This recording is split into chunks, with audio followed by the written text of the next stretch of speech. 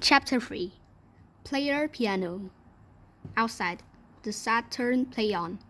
"It's coming from there," said Annie. She crept toward a building that had a sign with the word hotel on it.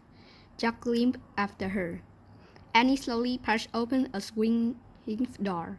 They peeked inside. The fading daylight lit a piano in the corner of the room. The keys were moving up and down, but no one was there. "Yikes," whispered Annie. "A ghost playing the piano." Suddenly, the keys were still. The air got very cold. "No, no way," said Jack. "There's no such thing as a ghost." "We saw one in ancient Egypt," whispered Annie.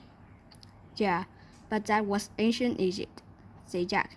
"Even so," his heart raced. "Oh, look at that." Jack pulled out the White West book. He found a picture of a piano. He read aloud. Player pianos were popular in the Old West. The piano played automatically when someone pumped its floor pedals. Later, with the help of electricity, the piano played all by itself. "Well," Jack closed the book. "I knew there was an answer," he said. "It must be electric, and somehow it came on." "I didn't know they had electricity in the Wild West," said Annie. "They didn't," said Jack. He looked at Annie. "Oh man, let's get out of here," he said. Jack and Annie backed out of the hotel. When they got outside, they heard another sound, horse hoof thumping against the hard ground. A cloud of dust seemed to be moving toward town. As it got closer, Jack saw 3 riders. They were heading a small band of horse. "Hide," Jack said. "Where?" said Annie. Jack looked around wildly. He saw 2 barrels outside the hotel. "There," he said. Jack and Annie hurried to the empty barrels. Jack climbed inside one and tried to scrunch down. His heart wouldn't fit. He jumped out of the barrel and threw his heart into the hotel. "Mine too," said Annie.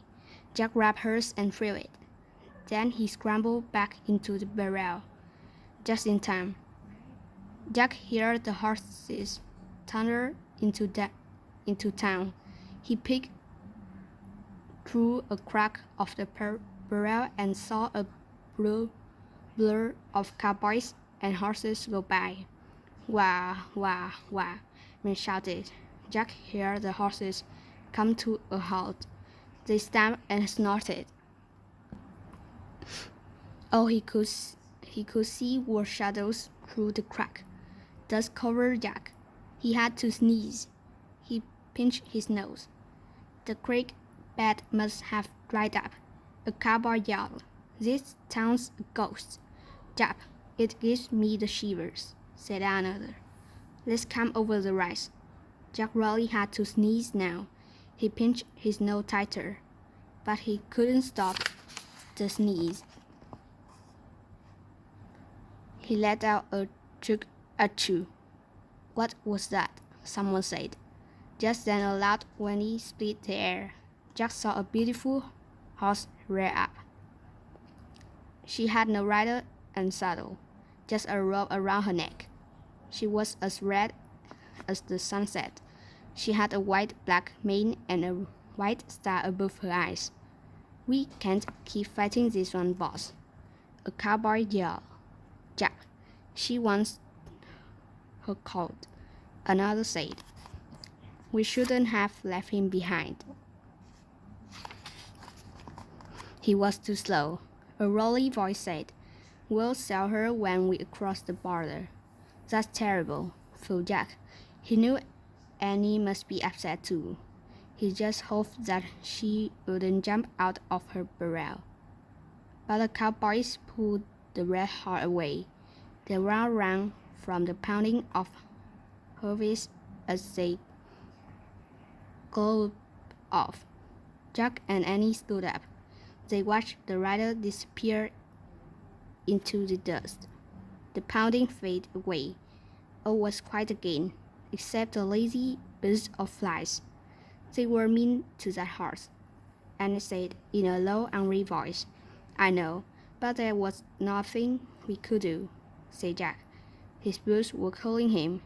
He climbed out of his burrow. Man, I have to get these off, he said. Jack sat down on the porch of the hotel. He rubbed the foot of one boot and pulled.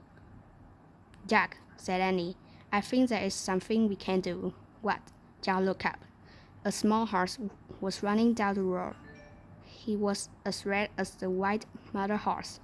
He had the same black mane and white star above his eyes. A rope was around his neck. He looked very lost.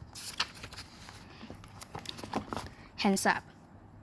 It's the colt, said Annie. He's looking for his mother. She ran toward the wide-eyed little horse.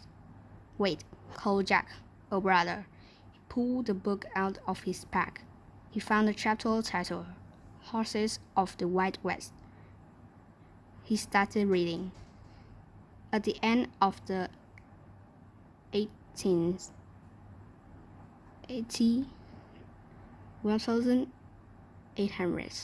over 1 million white horses, called mustangs, wandered the west. These fast horses were descendants of runaway Spanish horses. Mustang herders captured them and sold them to ranchers. Breaking a white mustache took great skill. Jack turned the page. There was a picture of a herd of horses.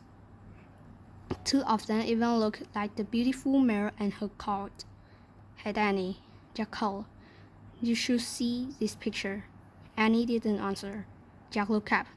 Annie was trying to get close to the young Mustang, but he kept darting away. Watch this. He's wide, said Jack. Annie was speaking softly to the colt. She slowly reached out and wrapped the end of his rope. Still talking to him, she led him to a broad wooden post. Stop! Don't do anything, said Jack. He flipped the page of his book. He found a section called How to Treat a Horse. The basic rules on how to treat a horse are simple: a soft hand, a firm voice, a sunny attitude, prize and reward. I've got the rules, shouted Jack. Don't do anything before I write them down. Jack pulled out his notebook and pencil. He wrote, Horse rules. 1. Soft hand. 2. Firm voice. 3. Sunny attitude. 4. Prize. 5. Reward. Okay, listen, Jack looked up, but Annie was already sitting on the horse's back. Jack froze. He held his breath. The Mustang went and pawed the ground. He snorted and tossed his head. Annie kept patting his neck and talking softly. Finally, the young horse was still, real still. Annie smiled at Jack. I named him Sunset, she said. Jack let out of his breath. Let's go, said Annie. We have to take him to his mom. Are you nurse? Said Jack. We have to solve a riddle. It'll be dark soon. And those guys were real bad guys, I could tell. He don't have any choice, said Annie. Oh, brother. Jack knew she wouldn't change her mind. Let's see what the book says. He read more about mustangs. White mustangs live together in families. The bond between a mare and her young is very strong. His sounds of distress or hunger will always bring her to him. A mustang cannot bear to wander alone. Jack ran. He looked at Sunset. The young mustang did have a sad look in his eyes. Okay, we'll make a plan, he said. But first, I have to get out of these boots. Jack hurried grabbed one of his boots and pulled. Hurry, said Annie. I can't even think in these things, said Jack. He huffed and puffed and pulled. Then a deep voice stopped him cold. Hands up, or a shot. Jack let go of his boots. He raised his hands in the air. So did Annie. A cowboy rode out of an alley. His face was bony and tan. He was riding a red horse and pointing a six-shooter. I reckon you're the smallest horse thieves I've ever come across, he said.